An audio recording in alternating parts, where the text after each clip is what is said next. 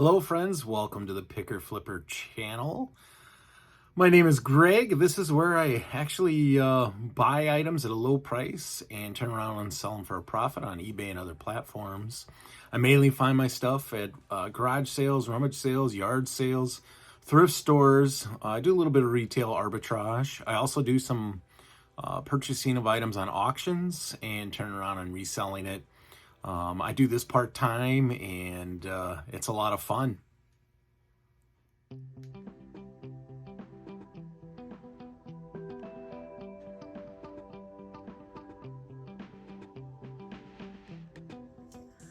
Okay, I just wanted to show you a couple things that sold. Actually, I sold a couple more things since I was going to make this, but I sold this Winter Circle Dale Earnhardt 1978 Monte Carlo, $18.89 plus shipping. I got that a long time ago. I don't really have any cost into that at this point since it was bought so long ago for probably $3. I sold this Igloo soft-sided cooler, paid $2 for that, and sold it for $10 plus shipping. A couple of great sales here to start off the Friday, and I've got a couple more that are going to be happening here too. So just wanted to show you a couple things I sold. I'll show you some more here in a little bit. In today's episode, I want to talk a little bit from a business standpoint when it comes to reselling.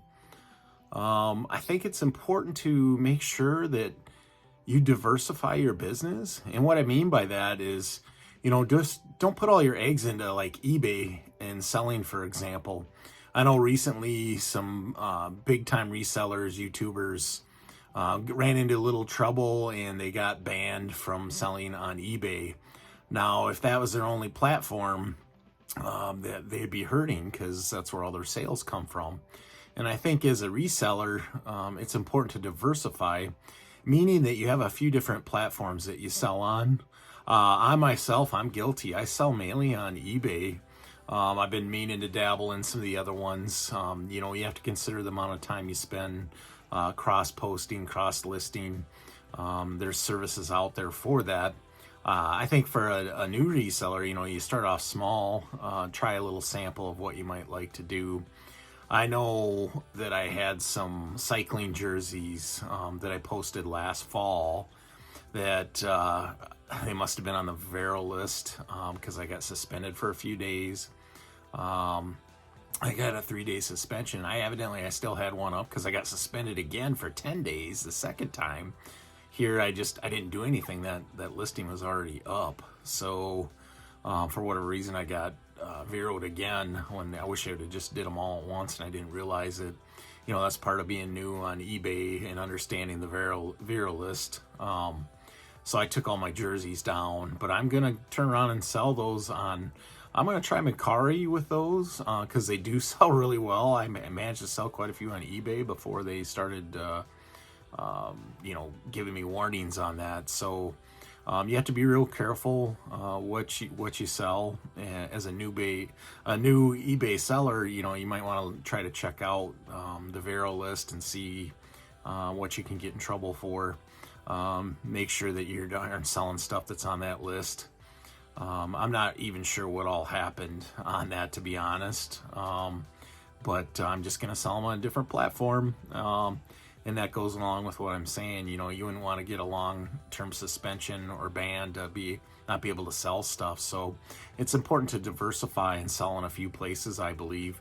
That way, if you do run into trouble, by no fault of your own, or you make a mistake, you still can sell product. So especially if you're trying to grow your business, I think it's important to diversify a little bit.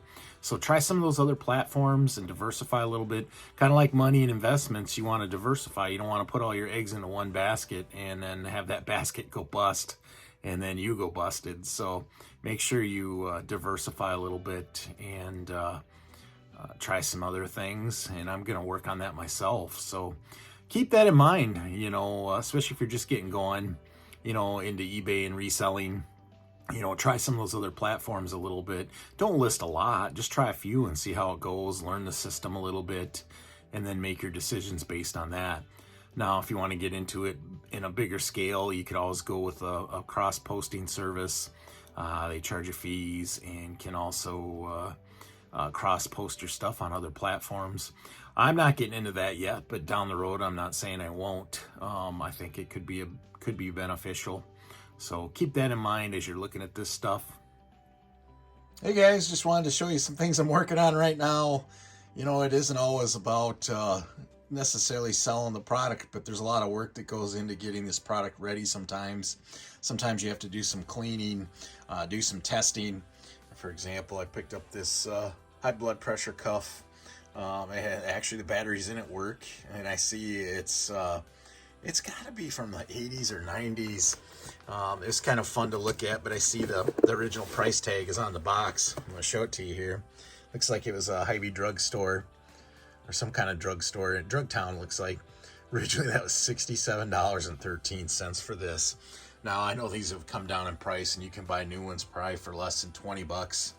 But this is vintage and so far it does work. I thought that was kind of interesting. Just wanted to show you that. A couple things I picked up recently and I need to clean these. I like to use rubbing alcohol. Cotton swabs work pretty good too. But I've got a couple Texas Instrument calculators.